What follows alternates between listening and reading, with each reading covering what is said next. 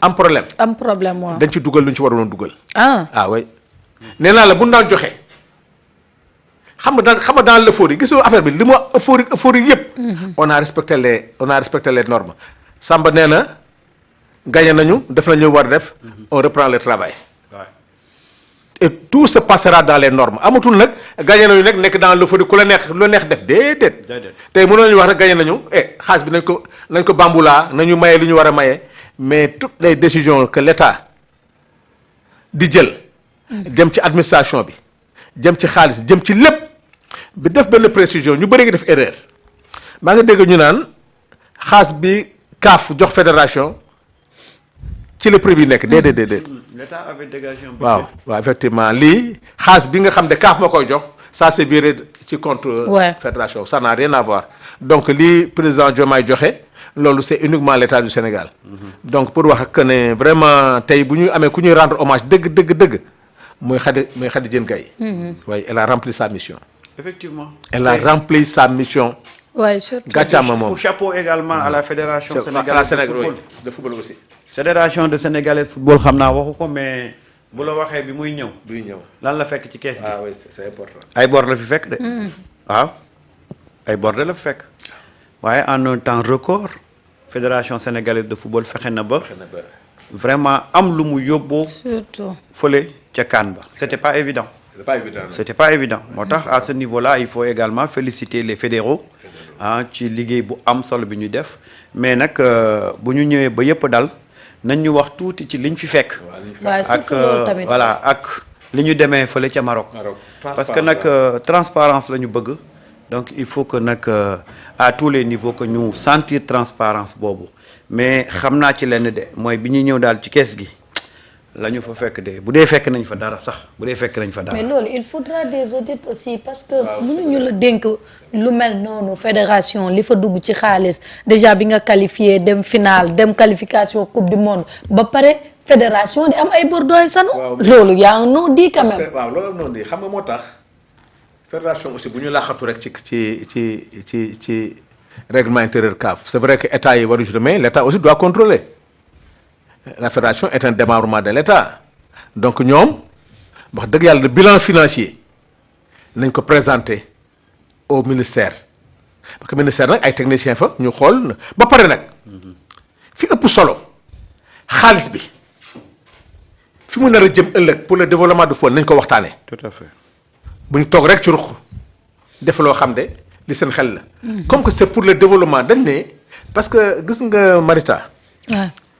suñu victoire yi passé yépp il faut que bii ñu tirer ci leçon. waaw cette fois-ci nag mu am impact sur le développement du football sénégalais. surtout bu dul loolu rek c'est-à-dire dañuy nekk rek gagné woon nañ fi coupe du monde gagné woon nañ fi lii gagné woon ci mais tey impacté wul dara sur le développement du football sénégalais bon am na centre Bokanda bu ñu créé tabax mais vraiment daal li ñuy xaar ci loolu ba pare fédération ñu xam ne. Le football est une industrie maintenant. Football dootul fo c'est-à-dire football dootul fo football léegi on parle de l'économie du sport. coupe bi il faut mu am lu mu jëriñ Sénégal. ci économiquement ci xale yi nekk ci centre yi il faut que ñu xam ne coupe bi amal nañu njëriñ coupe bi il faut que ci budget du Sénégal en matière de tourisme en matière d'économie ñu am lu mu ñu indi sinon du jëriñ dara. étoile def nañ ko ci maillot yi mais maillot yooyu étoile bi nekk. xaalis bu bëri la. maillot yooyu ku koy war a sol dafa war a jëriñ le développement du football du ñu bàyyi rek Samba dem Chine ànd ak chinois yi indi fi conteneur maillot di ko jaay def ci poosam. waaw déet du demee noonu il faut que maillot yooyu am 2 étoiles yi maillot yooyu jëriñ Sénégal jëriñ développement du football sénégalais est-ce que xam nga ne en Europe tali yi ngay gis ñu rafet yëpp. man tax xam nga fu koy jëlee xaalis bi infraction routière yi nii mooy financer le développement du transport routier. donc ñun lépp loo am 2 étoiles lépp loo xam ne tey xoolal tey maillot bu ñu floqué Sadio Mané. tey fédération war na ci am ba bambaleem boobu sax fédération ba xaw ma ligue ba. sax am ci ristourne fexe ba école de football yi. loolu di ci am loo xam ne wax dëgg yàlla dina am mais sinon bu ñu paree ci lor jeex na ku mu neex dem Chine commandé say maye ñëw di jaay def nangam bu keroogee du ñu jëriñ dara. defaraat suñu RDG yi ñu ngi dem ci Jeux olympiques yi ñu xool mais suñu joueurs yi. gagné coupe bi nekk ambassadeur pour mun ñu parce que on est entré très en retard. sur les Jeux olympiques. tey coupe bi mun na fexe ba tey ñu nekk ay ambassadeur pour préparer suñu Jeux olympiques yi donc defaraat infrastructure dans les quartiers. surtout taxaw ci fédération balaa ñoo aménager ti benn dëkk le ministère des sports taxaw la fédération les fédérations sax parce que foo am terrain football war na am terrain basket. surtout ñu fexe ba Sénégal de respecter quand même les normes des aménagements yi nga xam ne moo am ci dëkk bi sinon toi bi dañuy gagné ay coupe rek mais foo dem est-ce que Bathie Gandiaye am na terrain boo xam ne tey. toi bi amul terrain bu baax de. amul terrain bu baax même comme Dakar moo amul terrain bu baax Massama fan léegi. donc Marita débat bi ñëw nii dëgg mooy ñu xuloo suñu biir fexe ba nag li ñu gagné mu amoon ñu jëriñ. mais surtout doy na nga wax lu am solo. il faut que ñu dépassionner le débat autour du football. surtout que man bokkuma ci damay tirer kii ne ci laa bokk man damay protéger wu. non il faut que des fois quand même qu'on organise des débats sérieux autour même du football sénégalais. ñu toog waxtaanee ko woo borom xam-xam yi ñu génne des solutions génne ay xalaat pour mën a développer le football local. ah oui parce que nag ñun sur du point de vue continental ñu ngi ci kaw. mais du point de vue local. mais on est au 4e sous-sol. Sénégal kañ la gëj au niveau local dem ba demi-finale sax ci ay. deuxième tour wala deuxième tour. Gambie ñu raw. Mauritanie ñu raw voilà ci 80 passé nañ 80 c'est ça en réalité.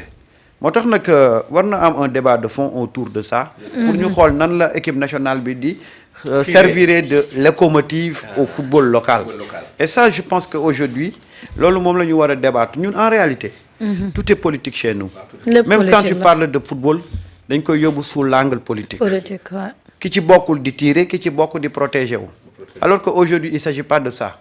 et aujourd'hui la question fondamentale mooy. su fekkee ne suñu équipe nationale mu ngi dox. mais nan la ñuy def ba suñu équipe nationale dox bi muy dox mu tirer le championnat local. te loolu ay borom xam-xam ñu ngi fi. war nañ fi mën a toog tëgg benn mbir moo xam ne mais dana jëriñ suñu championnat local bi. parce que nag le football dafa war a nekk un vecteur de développement. tey bu équipe nationale di indi xaalis championnat local bi indiwul xaalis. championnat local bi dafa war a servir. dafa war a nekk une entreprise. di recruter des jeunes. di leen fay ñu ciy daan seen doole. parce qu'à un certain moment donné on avait parlé de professionnalisation du football local. mais fu professionnalisme boobu nekk est-ce que les joueurs ils sont bien payés est-ce qu'ils perçoivent régulièrement leur argent ça yooyu yëpp c'est des questions de fond yoo xam ne tey war nañ ko teg sur la table. et pourtant on avait agité cette problématique là. fexe ba les clubs soient professionnels au vrai sens du terme. mais est-ce que dans l'application est-ce que ñu ngi respecter loolu. c'est ça aujourd'hui le problème. je sais que peut-être les écoles de football les centres de formation peut-être ñoom amuñu problème boobu. mais les autres clubs parce que ñun modèle économique bu ñuy tëggee suñu club yi. ça pose problème ñun dañoo jël suñu club yi def ko comme parti politique. ñi ci kaw rek ñooy financer club bi. boo waree tey am match suba ñu ne la boîte pharmacie bi de alcool bi dafa manqué coton bi doyut nga génne sa poche. loolu professionnalisme la. déedéet il faudrait que nga xool club bu ci nekk ci gox bi mu nekk mais en termes de je sais pas nan lay def ba mën a rentabiliser ba mën di gagner de l'argent parce que nag ñii toog ci stade bi. mais bu ñu la fayee quote-part mënu régler dara. déedéet. un match qui ne fait pas plus de 100 téléspectateurs. loolu bu ñu la fayee quote-part bi lan ngay am. li ma jaaxal ñun on est champion d'Afrique 2 fois.